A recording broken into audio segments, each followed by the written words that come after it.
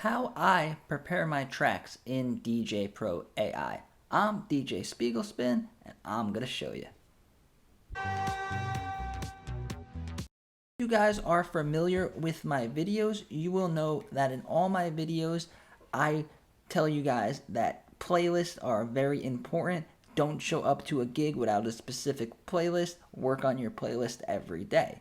But taking it a step farther, with all of these playlists, every song in all of these playlists have to be prepared. So you're going to use cue points and other features in order to prepare all these tracks. Now, this may sound like it's a lot to do and it may sound a little stressful, but trust me, it's not. You could do it little by little. So if you already made these playlists, you could go back and just do, 10 songs a day or however much you feel comfortable until all your tracks are prepared. So let's jump right into it and I'll show you what I mean when I say preparing the tracks. So we're going to go over here and then let's just go to here. And then I think it's this one. I'm going to go over here. Cue point.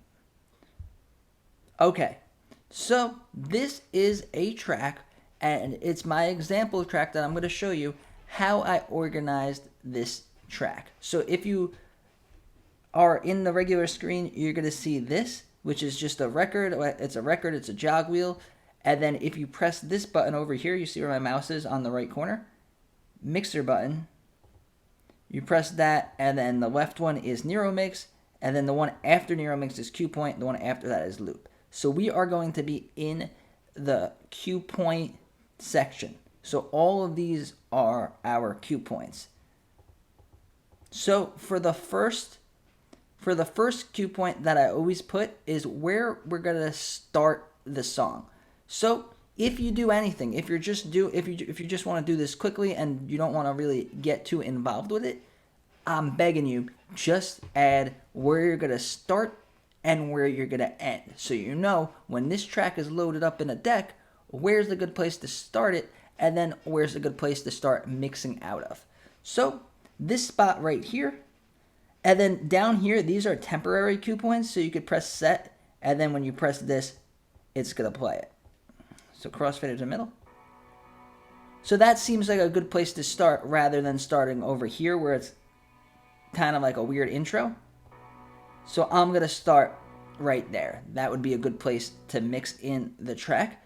So to delete a cue point, you press this pencil over here and then you press the X. So now this is an open cue point that we could use to add a new one. So this is where we're going to start. And then you just press it. So now at 15 seconds, this is where the song is going to play.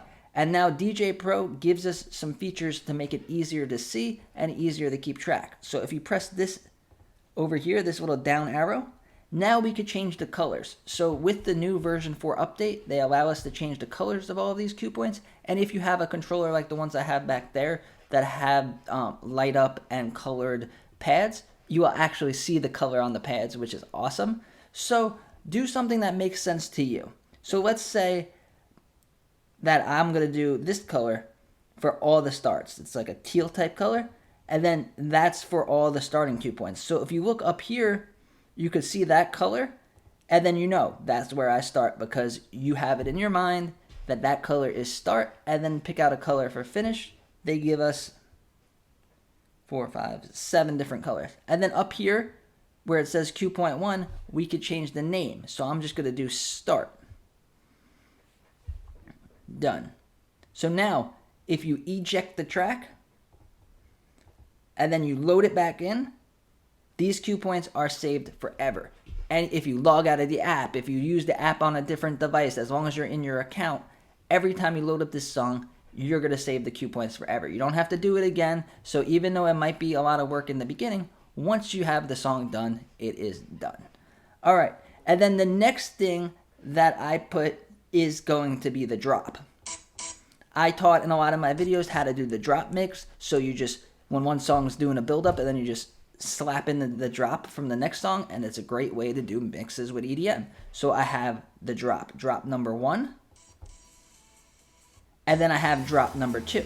Another great mixing technique when you're using EDM music is to shorten the track a little bit. So what we'll do is we'll let this play, and then right before the first drop, we'll just press the cue point for the second drop, and then it'll skip all the way to the second drop. The second drop is usually better, usually more intense, and then if you're doing quick mixing, which is a good technique with EDM music, then you could get through the songs faster. So here we go. We're just going to play the song. Boom. And now if you look up here, we are at the second drop. So I always do drop number 1 and drop number 2. This is for EDM music, different types of music. You might want to set up your tracks differently. And then over here where it says 16, that's 16 bars before the drop. So this is a good symbol when to mix in the next track if you want to do more of a blended drop mix. Now you know exactly where 16 bars is. So if you know where 16 bars from the drop is on all your songs, then you could play this at the end of the other 16 bars. So to figure this out, it's a little hidden feature. You go over here to the loop section, and then right here where it says 16 bars, you could choose 8, you could choose 32. I usually do 16, and then you press this back button, and it brings you exactly 16 beats back. So then you could set your cue points with 16 beats, or maybe you like to have a little bit more time and do it with 32 or even 64. Now you have it right here written for you, ready to go. And then what I would do is I would do a mix out section. So I would choose a spot of the song, which would probably be here.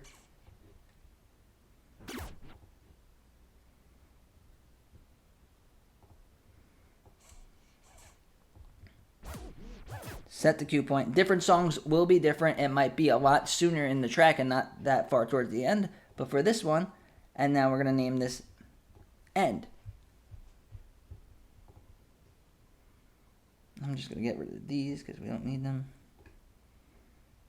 So that's on End. And then I'm just going to put the same thing here. Delete that. And then maybe red. Red is the color that I use for all the endings. So now you know teal is start, red is end. I'm just going to do end over here. Boom. So now, if we're just going through our playlist, we got this song, and now we're loading up our song. Boom. As soon as the track is loaded up, we are good to go. We got our 5 cue points. We know where we're going to start. We know a good place to end. We have our drops all sorted out, and we know 16 beats before the drop. Now, anything that you use as a cue when you're DJing, because remember, the playlist that you make and the way you prepare the tracks are for you and you alone. Nobody else is going to be looking at your cue points. Nobody else is going to be looking at your playlist. So make it make sense to you. Don't just take what I say or what you see in another video or what someone else says.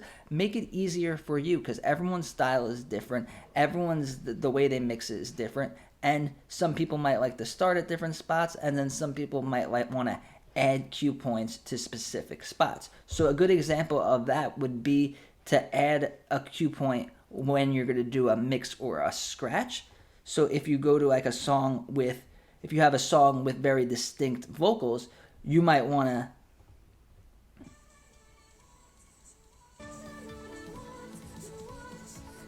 we could take a vocal, just for an example. I think that says night, but whatever. And then you add a cue point, and then this is night. So if you want to do wordplay mixes and stuff like that, you know where that specific vocal is, and then you could go right there. And then also if you're doing scratch tracks, so if we load up our scratch deck, we could do this. Load up our scratch deck right here. Just gonna delete these for now. We load up our scratch deck. So that is ah yeah. So over here, oh yeah. So now every time we load up our scratch sample, we know which one is ah yeah. We know which one is all these different samples. So we're prepared to go. We load up the this track, every track is prepared this way. Start, end, drops, and whatever else makes you more comfortable when you're DJing. So now you'll never be searching through the song, looking and making mistakes, not knowing how the song ends, because you already prepared them. So if you guys like learning new stuff about DJ Pro and how to DJ with the iPad, subscribe to my channel and give this video a like. I make DJ videos every day.